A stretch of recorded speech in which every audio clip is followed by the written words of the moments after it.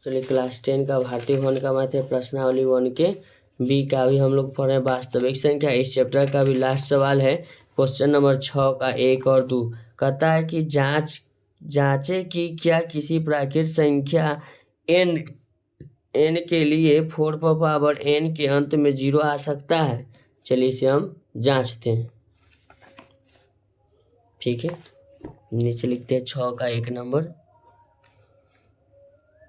चलिए 6 के 1 नंबर में लिख लेते हैं n बराबर क्या लिखेंगे, n बराबर प्राकृत संख्या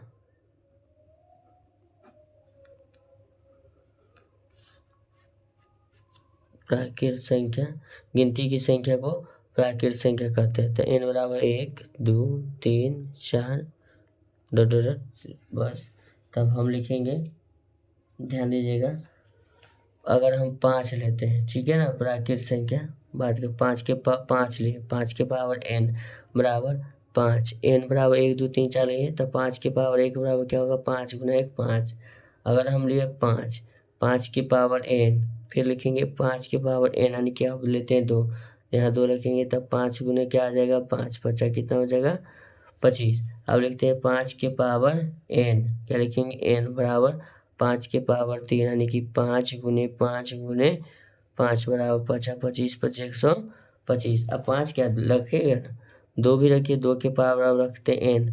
अब लिखते हैं 2 के पावर 4 बराबर लिखेंगे 2 गुना 2 गुना 2 गुना 2 2 दूना 4 4 दूना 8 दूना 16। अब कहीं 0 आया तो नहीं आया तो कुछ भी लिख देंगे, नहीं लिखेंगे 5 के पावर n के अंत में 0 नहीं होगा,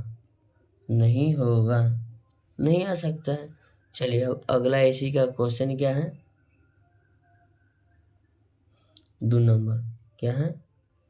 चलिए इसी का 2 नंबर हम सॉल्व करते हैं। चलिए कहता है क्वेश्चन नंबर इसी का 2 नंबर, फिर लिखेंगे n बराबर प्राकृत संख्या, क्या लिखेंगे प्राकृत संख्या। तो प्राकृत संख्या हो जाता है 1 2 3 4, ज़्यादा लेनी नहीं लिए, बस समझना है। तो n बराबर लिखेंगे, अब माना कोई क्वेश्चन संख्या हम 3 लिए, 3 के पावर n लिखेंगे तो 3 के पावर n बराबर 1 लिखेंगे बराबर 3 गुना क्या लिखेंगे 1 यानी कि 3 गुना के बार गुना करेंगे 3 हो जाएगा। n बराबर अब लिखते हैं 2 तो 3 के पावर 2 लिखेंगे तो 3 गुना क्या होगा 3 3 3 9।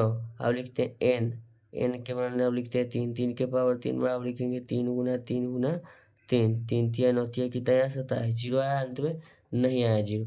इसको हम क्या लिखेंगे, यहाँ ध्यान दीजिएगा, लिखते हैं 3 के पावर n के अंत में 0 नहीं होगा। ठीक है, थैंक यू सो मच। ऐसा ही क्वेश्चन का सलूशन पाने के लिए आप मेरे चैनल को लाइक करें, चैनल को सब्सक्राइब करें।